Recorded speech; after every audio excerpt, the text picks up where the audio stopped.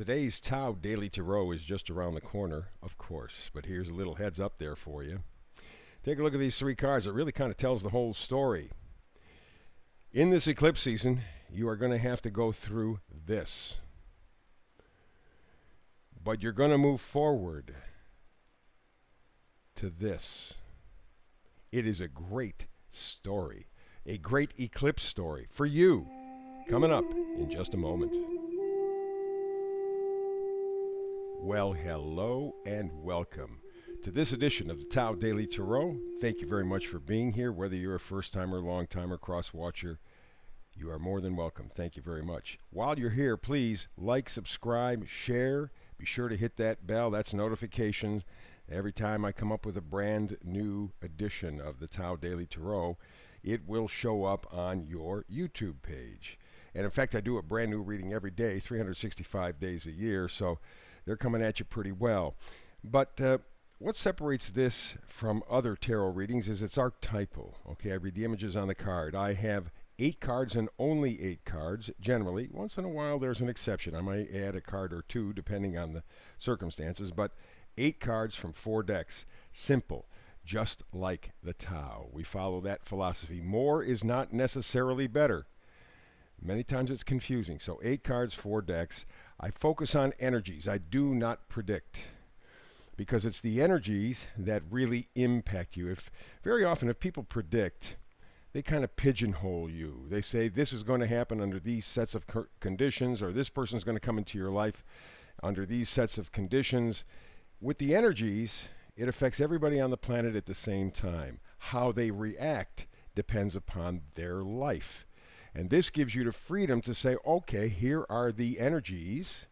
Let me make adjustments. Let me fit it to my life. It's like an energetic weather report. Is it going to be sunny today? Is it going to be rainy? Is it going to be cloudy? Are we going to get snow or tornadoes or hurricanes or whatever? If you know what the weather is like, you can prepare. And that is exactly what this tarot read is. It's an energetic weather report. Also, something that separates me, I do the hyper shuffle. I'll show you that. And I try to get this read in about a 10-minute window. You have a busy life. You have things to do, people to see. You're going. And again, more is not always better. A 10-minute, 11-minute, 12-minute read is kind of where it fits. You can easily fit that into your life.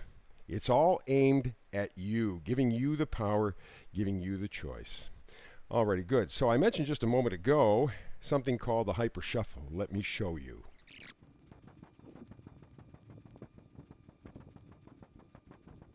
So there you go. That is the setup for today's Tao Daily Tarot. Let's take a look at the energy card, the overall temperature, I call it. Loyal Heart. That's from the Oracle deck, Loyal Heart. Alrighty. That is the overall feeling of this reading. Let's get to it. We start in the energy of coming and going. This is the side of energies coming and going. We begin with the Tower. I do not feel that this is a real heavy-duty negative kind of tower. It may be a tower that you bring on yourself or outer circumstances kind of bring to you. But it's a clearing, it's a cleansing. It's getting rid of something that, well, up to this point, you have hesitated. And being now that we are officially in eclipse season, and with a full moon just a day or two ago, this may be maybe you clearing things out, saying, nope, I don't need this anymore.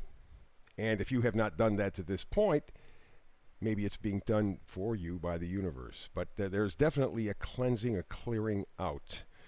Alrighty? Staying on the side of energies coming and going, how about the Ace of Wands? The beginning of something with passion. The beginning with something with excitement and enthusiasm. And now, of course, that tower makes sense, because to begin one phase or one chapter, you have to end another chapter to make room for the Ace of Wands. Enthusiasm, positivity, excitement. Much, much, much better. But again, the tower, either you do it on your own or it's brought in, is actually doing you a favor. And it's a very positive favor. We move to the energies of pushing and pulling. Wheel of Fortune turning. It's always a big card, always a big card. And that means that you have some serious stuff. In fact, here in the top row, we do have the Tower, we do have the Wheel of Fortune, and right next to it, we have the Devil. So it is freeing yourself of something, either voluntarily or involuntarily.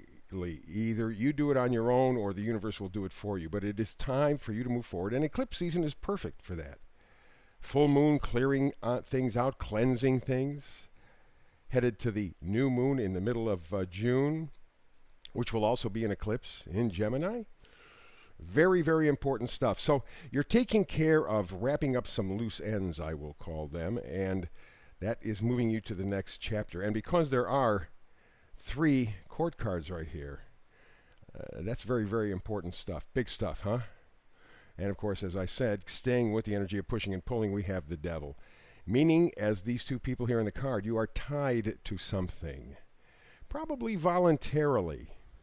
You may not be happy about it, may never have been happy about it, but voluntarily you kind of signed on. And now it's time to sign out, as indicated by the Tower and the Wheel of Fortune.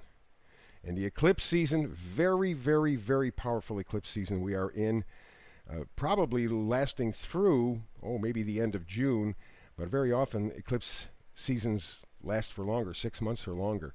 This is big stuff, and I think what's going on in this eclipse season will manifest fully come November, October, in that area right there. So now we move to the first magnifier card. It is the 10 of Cups. Happy, happy, happy. Wishes fulfilled. Alrighty. A lot of love there, a lot of cups. Could be a romantic relationship. But I think it's more general than that. I think it's more a question of finding happiness, finding love in your life. Question is, where are you going to find the love? Alrighty. You're going to get there. You're going to get there. You got the Tower, you got the Devil to get past, but the Wheel of Fortune spins forward and takes you to a 10 of Cups. Alrighty? That's where you're headed. Let's do another magnifier here. Again, the Tower. Okay. Wow, major arcana stuff, huh? The Devil, 2 Towers, Wheel of Fortune. Woo-wee, man. And that is what I expect from this cycle that we're going through right now with these eclipses. This is a very, very, very potent eclipse. Both are complete, the full moon and the new moon, and they're very heavy duty and in interesting positions too. The full moon eclipse in Sagittarius is philosophical type stuff, faith-based type stuff. Gemini is more practical, down to earth communication. This is thoughts, big and small, and maybe that's what's changing in your life to move you forward. Thoughts big and small, up for grabs. But you see, with the major arcana here, the 2 Towers, the Devil, the Wheel of Fortune, big stuff. Take this eclipse season through the end of June very seriously.